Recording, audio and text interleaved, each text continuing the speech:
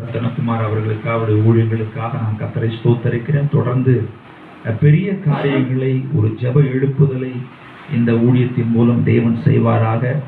அவரோடு கூட இணைந்து ஒத்துழைக்கிற வந்திருக்கிற ஒவ்வொரு ஊழியர்களுக்காகவும் நான் கர்த்தரை ஸ்தோத்தரிக்கிறேன். தொடர்ந்து உங்கள் ஊழியங்களையும் புதிய வழிகளை தந்து கர்த்தருக்கு ஸ்தோத்திரம். கர்த்தருக்கு மகிமை உண்டாவதாக. விசேஷமா இந்த வசனத்தை நாம வாசிப்போம். ஏசாயா 43வது அதிகாரம் முதல் 2 வசனங்களை நான் வாசிக்கிறேன்.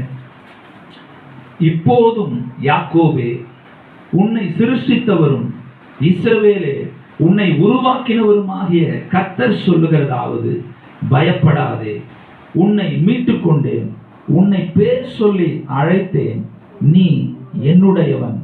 நீ தண்ணீர்களை கடக்கும் போது நான் உன்னோடு இருப்பேன், நீ ஆறுகளை கடக்கும் போது அவைகள் உன்மேல் புரளுவதில்லை, நீ அக்கினியில் நடக்கும் போது வேகாதிருப்பாய், அக்கினி ஜுவாலை உன் பேரில் பற்றாது. ஆமென், அல்லேலூயா.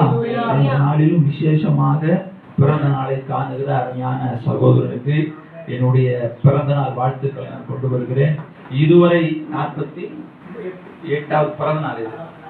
47 ஆண்டுகள் முழுவதுமாக ஒவ்வொரு நாளும் ஒவ்வொரு நிமிஷமும் அவர் கிருபை தான் நம்ம சுவாசிக்கிறது. ஆமென், அல்லேலூயா.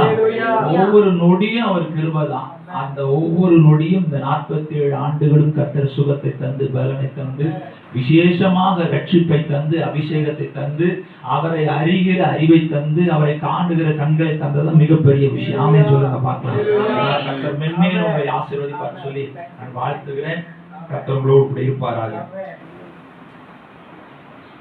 இந்த வசனத்துல நாம வாசிக்கிறோம். இப்போதும் இந்த வாக்குத்தத்த வசனத்தை அருமையான சகோதரனுக்காகவே கர்த்தர் கொடுத்தார்.